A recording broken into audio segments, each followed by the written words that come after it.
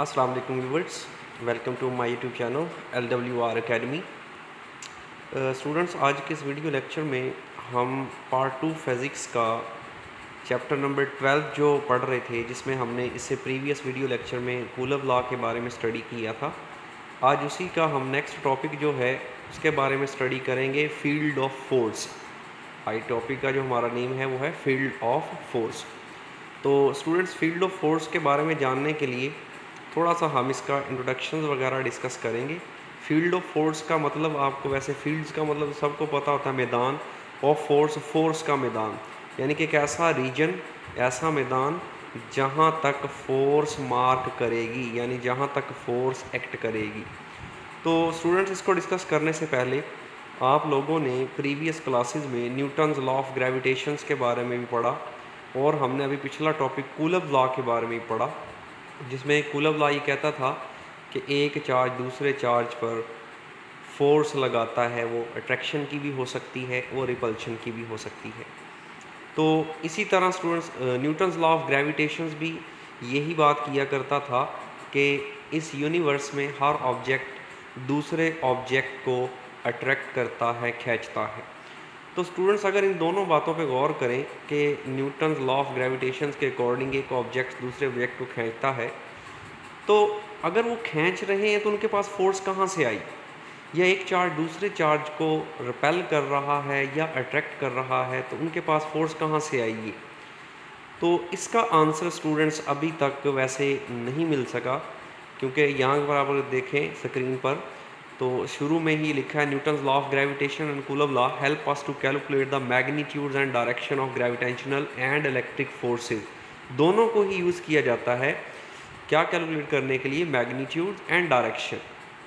But questions यहाँ पर है कि what is the origin of these forces. मैंने अभी बात की ना कि ये फोर्स होती ज़रूर है अट्रैक्शन की या रिपल्शन की, बट ये आई कहाँ से उनके पास? जैसा कि हम कहते हैं अर्थ दूसरे ऑब्जेक्ट्स को अपनी तरफ खींच लेती है। जैसे हम एक बॉल को ऊपर की तरफ थ्रो करते हैं तो बॉल वापस डिस्टेंस कवर करने के बाद डाउनवर्ड आती है। क्यों आती है? तो हम यही कहते हैं जी कि ज़मीन ने उसे अपनी तरफ खींच लिया। या आप लोग स्टोरी पढ़ते आए हैं, न्यूटन्स की दरख्त के नीचे बैठा था, एप्पल गिरा, ज़मीन की तरफ ही क्यों गिरा? तो ज़मीन चीज़ों को अपनी तरफ अट्रैक्ट करती है। किस फोर्स से? फोर्स ऑफ ग्रेविटी से। तो वो ज़मीन के पास कहाँ से आई? इसका आंसर स्टूडेंट्स अभी तक नहीं पता चल सका। ये एग्जिस्ट करती है बट रीज़न इसकी नहीं पता। इसी को स्टूडेंट्स हम कहते हैं इंट्रिंसिक प्रॉपर्टी, कि ऐसी चीज़ जो एग्जिस्ट तो करती है बट हमें उसकी वजह नहीं पता होती। इस चीज़ को हम कहते हैं इंट्रिंसिक प्रॉपर्टी। इसी तरह स्टूडेंट्स, ये ग्रेविटेशनल फोर्स और कूलम्ब फोर्स यानी कि इलेक्ट्रिक फोर्स जिसे हम कहते हैं, ये स्टूडेंट्स इन दोनों को हम बेसिक फोर्स ऑफ नेचर का ही नाम देते हैं कि नेचर में एग्जिस्ट करती, नेचुरली तौर पर है, पैदाइशी ही तौर पर है, बट रीज़न इसकी हमें नहीं पता। दूसरा क्वेश्चन स्टूडेंट्स यहाँ पर था कि how these forces transmitted from one charge to another charge, one object to another object, ये एक चार्ज से दूसरे चार्ज पर कैसे ट्रांसमिट होती है? तो इसका स्टूडेंट आंसर जो था वो हमें माइकल फैराडे जो था उसने दिया था। जैसा कि स्टूडेंट्स मैंने भी आपको बताया, आपने स्क्रीन पर दिखाई भी दे रहा है, the answer of question 1 is still unknown. अभी जो क्वेश्चन 1 का आंसर है वो अभी तक नहीं पता चल चुका, because these forces are exist, ये एग्जिस्ट तो करती हैं but origin is not confirm. कहाँ है इनका ओरिजिन, कहाँ से ये आ रही हैं, ये नहीं पता। Therefore these forces are called basic forces of nature. इसी वजह से हम इन्हें क्या कहते हैं? बेसिक फोर्सेस ऑफ नेचर का नाम देते हैं। क्वेश्चन नंबर 2 जो स्टूडेंट था कि एक चार्ज से दूसरे चार्ज पर ट्रांसमिट कैसे होती है, तो इसको एक्सप्लेन किया the transmission of electric forces. Michael Faraday introduce the concept of N electric field. तो स्टूडेंट्स याद रखिएगा, ये फोर्स एक चार्ज से दूसरे चार्ज पर ट्रांसमिट होती है थ्रू इलेक्ट्रिक फील्ड। ये अगर आप लोगों को याद हो, जब मैंने बताया था कूलम्ब लॉ के बारे में कि वो आर स्क्वायर क्यों यूज़ करते हैं, उस पर भी एक वीडियो बनी हुई है, तो वहाँ पर भी मैंने ये बात की थी कि इलेक्ट्रोस्टैटिक फोर्स या इलेक्ट्रिक फोर्स जो है ये एक चार्ज से दूसरे चार्ज पर थ्रू इलेक्ट्रिक फील्ड ट्रांसफ़र होती है। इलेक्ट्रिक फील्ड मीन्स के पॉजिटिव चार्ज जो होता है वो इलेक्ट्रिक फील्ड को स्टार्ट करता है, जनरेट करता है। ये अभी हम उसके बारे में भी आगे पढ़ेंगे। अकॉर्डिंग टू फैराडे के मुताबिक it is intrinsic property of nature where an electric field exist in space around the charge, कि एक इलेक्ट्रिक फील्ड आ जाती है स्टूडेंट एक चार्ज के आसपास। ये बात आप याद रखिएगा कि रेस्ट की हालत में जो चार्ज होगा वो इलेक्ट्रिक फील्ड जनरेट कर लेता है अपने आसपास, और वही इलेक्ट्रिक फील्ड फिर फोर्स बनाती है जो किसी दूसरे चार्ज पर एग्जर्ट करती है, किसी दूसरे चार्ज पर लगती है, उसे फिर हम इलेक्ट्रिक फोर्स का नाम दे देते हैं। तो इसी तरह स्टूडेंट्स एक मूविंग चार्ज जो होगा वो अपने आसपास मैग्नेटिक फील्ड जनरेट करेगा। ये हम नेक्स्ट जो चैप्टर आएंगे उनमें स्टडी करेंगे, बट यहाँ पर आपने याद रखना है कि रेस्ट की हालत में चार्ज जो है वो अपने आसपास क्या करता है, इलेक्ट्रिक फील्ड जनरेट करता है। अब आगे स्टूडेंट्स हमारा टॉपिक है इलेक्ट्रिक फील्ड। इलेक्ट्रिक फील्ड क्या होती है, क्योंकि इसका अभी ऊपर जिक्र आया तो इसके बारे में हम देखेंगे ज़रा। तो डेफिनेशन आपके सामने दिखाई दे रही है कि एक स्पेस और रीजन, एक जगह या इलाका है ऐसा अराउंड अ चार्ज, एक चार्ज के आसपास, इन विच जिसमें एन अदर चार्ज, एक और चार्ज जो है, feel a force of attraction and a repulsion is called electric field. तो स्टूडेंट्स डायग्राम पे गौर करें ज़रा, आपको दिखाई दे रहा है डायग्राम में प्लस क्यू चार्ज हमने रखा हुआ और उसके आसपास डॉटेड फॉर्म में हमने इलेक्ट्रिक फील्ड लाइन सी बनाई हुई है और एक सर्कल सा ड्रॉ किया हुआ है। तो ये स्टूडेंट्स इतना इतना रीजन है, ये स्पेस है, यानी कि सर्कल के अंदर अंदर कोई दूसरा चार्ज अगर आप लेके आए, फ़र्ज़ करें एक पॉजिटिव चार्ज लेके आए इस सर्कल के अंदर, तो सेंट्रल चार्ज वो भी पॉजिटिव है, तो वो पॉजिटिव चार्ज को क्या करेगा, रिपेल करेगा। अगर आप इसमें इस रीजन के अंदर ये जो सर्कल्स है इसमें अगर आप कोई नेगेटिव चार्ज लेके आएँ तो सेंट्रल पॉजिटिव चार्ज उसको क्या करेगा, अट्रैक्ट करेगा। इसको स्टूडेंट्स हम नाम देंगे इलेक्ट्रिक फील्ड का। इसी तरह स्टूडेंट्स आगे हम चलेंगे शॉर्ट क्वेश्चंस के तौर पर। टॉपिक है इलेक्ट्रिक इंटेंसिटी और इलेक्ट्रिक फील्ड स्ट्रेंथ। अभी स्टूडेंट्स ऊपर डायग्राम में आपको इलेक्ट्रिक फील्ड दिखाई दे रही है कि हमने ये एक सर्कल सा है जिसमें एक चार्ज के आसपास इलेक्ट्रिक फील्ड है in the form of dotted. अगर मैं इसके करीब एक चार्ज लेके आता हूँ तो स्टूडेंट्स ये सेंट्रल जो चार्ज है ये उस टेस्ट चार्ज को, जो इसके करीब लेके आएंगे चार्ज, हम उसे टेस्ट चार्ज कहते हैं। नेक्स्ट अभी डायग्राम में आपको दिखाया भी जाएगा। तो ये उस चार्ज को कितनी ज़ोर से, कितने मैग्नीट्यूड्स ऑफ फोर्स से रिपेल करेगा या अट्रैक्ट करेगा, उसे इंटेंसिटी या शिद्दत का नाम दे देंगे हम। तो उसी की डेफिनेशन हम पढ़ेंगे। द फोर्स एक्सर्टेड, फोर्स लगती है by a unit positive charge, किसी एक यूनिट पॉजिटिव चार्ज के ज़रिए, placed at a point in the electric field, और एक चार्ज जो है टेस्ट चार्ज उसको हम किसी एक पॉइंट पर रखते हैं इलेक्ट्रिक फील्ड के अंदर ही, is called electric intensity of that point. तो उस पॉइंट की वो क्या कहलाएगी, इलेक्ट्रिक इंटेंसिटी कहलाएगी।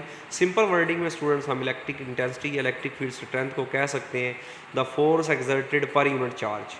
जो ये ही इसकी मैथमेटिकल फॉर्म है, आप मैथमेटिकल फॉर्म चेक कर सकते हैं, is equal to F over Q naught. तो स्टूडेंट्स याद रखिएगा यहाँ पर ये ई भी मैंने बोल्ड में लिखा हुआ है, एफ भी बोल्ड फेस में लिखा हुआ है, क्यू जबकि बोल्ड में नहीं लिखा हुआ, ई एंड एफ दोनों बोल्ड में लिखे हुए, बिकॉज ई जो electric intensity is a vector quantity. अब अगर देखें स्टूडेंट क्यू नॉट डिवाइड हो रहा है तो दूसरी तरफ जाकर ये मल्टीप्लाई भी हो सकता है, F is equal to Q naught E बन जाएगा हमारे पास। ये भी इसका फार्मूला है जो आगे टॉपिक्स के अंदर यूज़ भी होंगे। तो मैंने ये स्टूडेंट्स लिखा भी हुआ है नीचे, electric intensity is a vector quantity and its direction is in the direction of force. तो इलेक्ट्रिक इंटेंसिटी की डायरेक्शन किधर होगी, जिस तरफ फोर्स लग रही होगी उसी तरफ इलेक्ट्रिक इंटेंसिटी की डायरेक्शन होगी। ऐसा ही यूनिट स्टूडेंट मेरा ख्याल मुझे बताने की ज़रूरत नहीं है, मैथमेटिकल फॉर्म आपके सामने लिखी हुई है, is equal to F over Q naught. Force है बट न्यूमिनेटर में फोर्स है ऊपर, बटे के तो उसका यूनिट न्यूटन होता है, डिनोमिनेटर में यानी बटे के नीचे चार्ज है, चार्ज का यूनिट कूलब होता है। तो स्टूडेंट्स ऐसा ही यूनिट इलेक्ट्रिक इंटेंसिटी का क्या बन जाएगा, न्यूटन पर कूलब, ये इलेक्ट्रिक इंटेंसिटी का यूनिट होगा। अब स्टूडेंट्स शॉर्ट क्वेश्चन है नेक्स्ट आगे, इंपॉर्टेंट है, काफ़ी बार पेपर में पूछा जा चुका है। Electric intensity due to a point charge, हमने इलेक्ट्रिक इंटेंसिटी कैलकुलेट करनी है due to a point charge.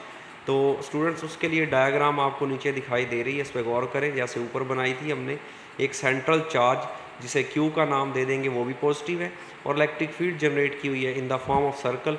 और स्टूडेंट्स इसी सर्कल के अंदर हम एक और टेस्ट चार्ज जिसे नाम दे देंगे, वो हम लेके आएंगे, Q नॉट का नाम दे दिया, आपको दिखाई दे रहा है डायग्राम में। तो स्टूडेंट्स दोनों आपको पता है पॉजिटिव चार्ज या पॉजिटिव चार्ज यानी लाइक चार्ज जो हैं वो एक दूसरे को रिपेल करते हैं। ये समझ लें पॉजिटिव दोनों के दरमियान दुश्मनी है। तो अभी हमने स्टूडेंट्स ऊपर इलेक्ट्रिक इंटेंसिटी का फार्मूला भी पढ़ा, is equal to F over Q naught. इसको स्टूडेंट मैं थोड़ा सा चेंज करके ऐसे भी लिख सकता हूँ, E is equal to 1/Q0 multiply by F. F क्या है? फोर्स है, जिसे कूलर फोर्स का नाम भी देंगे। और स्टूडेंट्स हम ये कूलर लॉ में कूलर फोर्स के बारे में पढ़ भी चुके हैं। A force is acting on the test charge, क्योंकि जो यूनिट टेस्ट चार्ज जो हम उसके करीब लेके आए हैं इलेक्ट्रिक फील्ड के अंदर जो रखा है, इस पर फोर्स ही लगेगी ना, तो जो फोर्स लगेगी उसे कूलर फोर्स का नाम देंगे। और वो कूलर फोर्स क्या होती है students? F is equal to 1/4πε0। अब स्टूडेंट्स देखें, कूलर लॉ के अंदर था Q1 Q2, लेकिन डायग्राम पे गौर करें, अब Q1 Q2 नहीं है, सेंट्रल चार्ज Q है और टेस्ट चार्ज Q0 है, तो हम Q1 की जगह Q लिख देंगे और स्टूडेंट्स जो Q2 था उसकी जगह Q0 लिखेंगे। बहुत से स्टूडेंट्स यहाँ भी मिस्टेक कर देते हैं, Q1 Q2 ही लिख देते हैं, लेकिन आपने डायग्राम पे गौर करना है, दो चार्ज जो यूज़ हुए हैं उसमें से एक Q है, एक Q0 है, तो ये हम लिखेंगे Q1 Q2 की जगह। ये फोर्स की वैल्यू स्टूडेंट्स आपने इक्वेशन नंबर 1 में जो आपको फोर्स नज़र आ रही है वहाँ पर पुट कर दे। तो यहाँ पर लिखा put this value in equation 1। तो इक्वेशन 1 क्या बन जाएगी? E is equal to 1/Q0 वैसे ही मल्टीप्लाई बाय फोर्स की जगह स्टूडेंट्स हम लिख देंगे 1/4πε0 Q0 ओवर आर स्क्वायर। अब यहाँ पर स्टूडेंट ज़रा देखें, Q0 से Q0 कैंसिल नहीं हो रहा, एक डिनोमिनेटर में है और एक न्यूमिनेटर में, तो ये कैंसिल हो जाएगा। E इज़ इक्वल टू हमारे पास क्या रह जाएगा? 1/4πε0 Q ओवर आर स्क्वायर। तो ये स्टूडेंट्स हमारे पास इलेक्ट्रिक इंटेंसिटी आ गई है due to a point charge. और स्टूडेंट्स इसको अगर वेक्टर फॉर्म में हम लिखें तो E को बोल्ड कर दिया है मैंने, एरो भी लगा सकते हैं आप ऊपर, और 1/4πε0 Q ओवर आर स्क्वायर। साथ स्टूडेंट्स यहाँ पर R यूनिट वेक्टर मैंने मेंशन कर दिया है। यूनिट वेक्टर आप सबको पता है क्या करता है? डायरेक्शन को रिप्रेजेंट करेगा। इंपॉर्टेंट पॉइंट है स्टूडेंट्स एट द एंड, क्या? Dependence of electric intensity. Electric intensity अब आपको दिखाई दे रहा है स्टूडेंट्स, फार्मूला आपके सामने लिखा हुआ है कि इलेक्ट्रिक इंटेंसिटी किस पर डिपेंड कर रही है?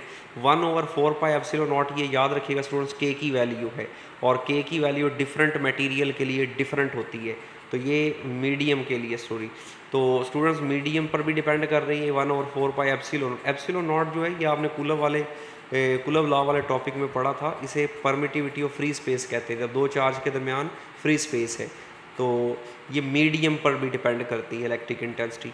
दूसरा स्टूडेंट्स क्यू पर गौर करें, क्यू चार्ज जो सेंट्रल चार्ज है, क्यू नॉट नहीं है, तो electric intensity magnitude of charge, जो सेंट्रल चार्ज भी हमने इस डायग्राम पे गौर करें जो सेंटर में रखा हुआ है, उस पर डिपेंड करती है स्टूडेंट्स की। और थर्ड नंबर पे स्टूडेंट्स डिनोमिनेटर में नीचे आर स्क्वायर है, यानी डिस्टेंस पर भी डिपेंड करती है। तो ये आपसे अलग से शॉर्ट क्वेश्चन भी पूछा जा सकता है, ये MCQs में भी पूछा जा सकता है कि इलेक्ट्रिक इंटेंसिटी किन फैक्टर्स पर डिपेंड करती है। तो यहाँ तक स्टूडेंट्स ये आप लोगों ने अच्छी तरह से इसको तैयार करना है, इसको लिख के देखें, एक बार याद करें, शॉर्ट क्वेश्चंस के पॉइंट ऑफ व्यू से ये इम्पॉर्टेंट है।